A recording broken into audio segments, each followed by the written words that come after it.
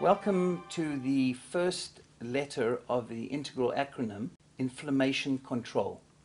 It's interesting that inflammation control represent the first letter of the integral health approach because inflammation has now been recognized as probably the underlying cause of most chronic disease as well as aging itself. Now, just to give you some idea of inflammation, I think most of us know if you have a pimple on your face and it gets red and hot and swollen and painful, that's a sign of inflammation. Or if you're lying on the beach and after a day in the sun on the beach in Maui, you have red, hot, inflamed skin. This is a natural acute inflammatory response and is part of the healing of the body. What researchers have recently recognized is that there's another form of inflammation called silent inflammation. It's called silent because you're really not aware of it. Inflammation occurs day by day, week by week, year after year, and truthfully, most of us are unaware of this. This silent inflammation is really the topic of this module. It is so important to have an understanding of what the manifestations are, what causes it, how do you know if you're inflamed, and more importantly, what can we do about this silent inflammation to reverse some of this chronic disease. One of the interesting recent understandings is that cholesterol actually has little to do with the chances of developing a heart attack. We have been so fixated on the cholesterol story that it's interesting that triglycerides, we now know, which is the other blood fat, are probably 6 times more predictive of heart disease than cholesterol. And as you know, 50% of the people who drop down dead from a heart attack have none of the traditional risk factors. This is where an understanding of the silent inflammation becomes so important. This silent inflammation affects the innermost lining of the blood vessels, what's called the endothelium. This is a single layer of cells that lines our 50,000 miles of blood vessels, and why silent inflammation has such a wide effect throughout the body. 80% of us die of vascular disease. Core competency is really the diagnosis of this endothelial dysfunction and the halting and ultimately the reversing of this endothelial dysfunction. In fact, there's a whole new science of medical research called endothelial biomedicine, which promises to bring very exciting breakthroughs in the years ahead. What are the manifestations of silent inflammation? How do we recognize silent inflammation? We do not really die of old age. We die as a result of a series of degenerative diseases, all really related to this silent inflammation. For example, heart disease or stroke, cancer, diabetes, metabolic syndrome, Alzheimer's, all the major causes of disease is really now recognized to be due to this silent inflammation. Gary Taub, in a recent book, Good Calories, Bad Calories, perhaps one of the best nutritional books I think written today, points out that there's this prevailing myth that most of these chronic diseases are complex and there's no real simple answer to them. This is really not true. We now know what causes obesity. There is a very simple answer, in fact, and that is a diet high in refined carbohydrates and easily digestible carbohydrates, which ultimately causes increased insulin and increased inflammation throughout the body. In February of 2004, the front cover story in Time magazine talked about this inflammation and pointed out that there seemed to be this surprising link between heart disease, cancer, and Alzheimer's.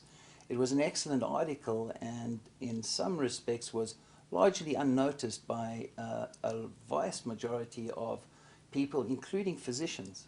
Since this time, there has been increasing evidence of this silent inflammation. One of the interesting aspects is that diabetes, metabolic syndrome, and obesity, this triad, you can sort of see as 3 points of a triangle with silent inflammation sitting right in the center of these three. Diabetes, in fact, has now reached absolute epidemic proportions. 1 in 3 children born today is expected to have diabetes. Diabetes is probably the most costly chronic disease we have.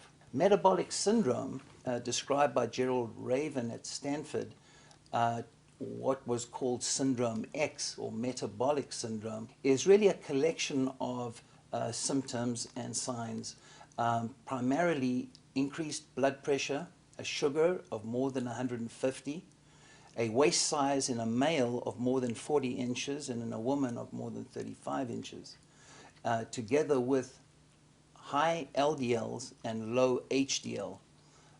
Remember, H is for healthy cholesterol and L is for the lousy cholesterol. This metabolic syndrome has now exceeded smoking as the #1 cause of disease and death in this country. 60% of men over the age of 60 have this metabolic syndrome. The obesity and overweight epidemic that is currently here in this country, 70% of people are now overweight, and many of these are actually obese.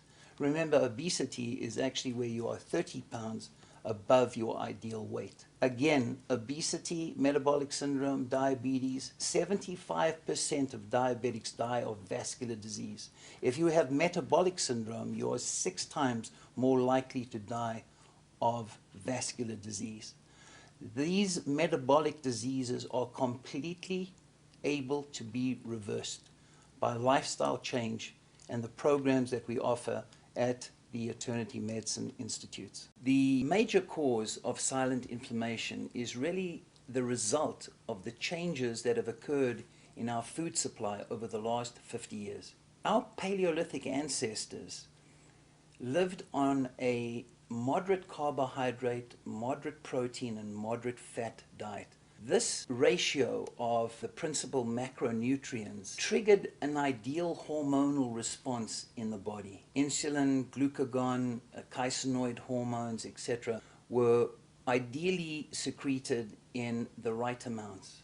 What's happened in the 1800s, the average American consumed about 15 pounds of sugar per year. In the 1900s, this was already at about 100 pounds of sugar per person per year. Currently, the average American is consuming nearly 160 pounds of sugar per year. Where did this change? In 1978, 2 Japanese gentlemen found out how to add enzymes to corn to produce high fructose corn syrup. We believe that this corn and high fructose corn syrup was primarily responsible for the huge increase in obesity that we saw. In fact, in early 1980s, only 15% of the American population was overweight. And now that has reached the crisis point of nearly 70%. There are more than 1 million people now that are super obese, weighing over 500 pounds. This extra weight is primarily responsible for this high inflammatory response that is causing these chronic degenerative diseases. As you can see from the accompanying diagram, some of the causes of this obesity and inflammation are listed, including saturated fats, toxic blood, high glycemic diets, heavy metals such as mercury and lead, suboptimal hormone levels, periodontal disease, gum disease, high homocysteine levels, diet drinks, smoking, fast foods, a lack of certain vitamins and enzymes, low omega-3 diets, certain genetic influences, low fiber, and certain toxins like PC dioxins and insecticides. All of these contribute to the inflammation inside the endothelium of the blood vessels. How do you know if you're inflamed? Hopefully, after your evaluation at the Eternity Medicine Institute, you have a pretty good idea whether your results reflect inflammation. I should say that if you're overweight, clearly you are inflamed. The numbers that we look at that show this inflammation, some of those tests include a fasting insulin of more than 5, a blood sugar that's elevated, and a hemoglobin A1C. Remember that the hemoglobin A1C figure shows us your average blood sugars over the last 4 months. A triglyceride HDL ratio above 2 indicates inflammation. Silent inflammation profile measures the arachidonic acid over the eicosapentaenoic acid, the so-called AA-EPA ratio. Interesting that the Japanese, who are one of the longest lived groups of people, cultures on the planet, have an SIP, inflammation profile of less than 2. The average American has a silent inflammation profile of 12 or more. Many people that have vascular disease, obesity, metabolic syndrome have much higher levels. The other tests include a percent body fat that you had measured. Ideally, a male should be under 20% body fat and a female under 25% body fat. The IMT test, the so-called intima media thickness test that you had on your carotid arteries, shows us one of the 3 results is the amount of thickening of the endothelium. It's one of the few diagnostic tests besides blood tests that show us this inflammation. Perhaps one of the best indicators also of inflammation is the so-called C-reactive protein, particularly the heart sensitive. This has been shown to be far more predictive of heart disease again than cholesterol and some of the customary markers that we used to believe had a lot to do with the chances of having a heart attack. I would encourage you to also look at the eternitymedicine.com website. There is a questionnaire that you could fill out to also see how inflamed you are. Some of these inflammatory questions have also been asked in your integral health assessment prior to you coming to the Institute. The real question is, once we identify inflammation, how do we control or attempt to control inflammation at the Institute? Well, we look at the 4-quadrant integral model. You can see from the 4 quadrants how we approach the control of silent inflammation.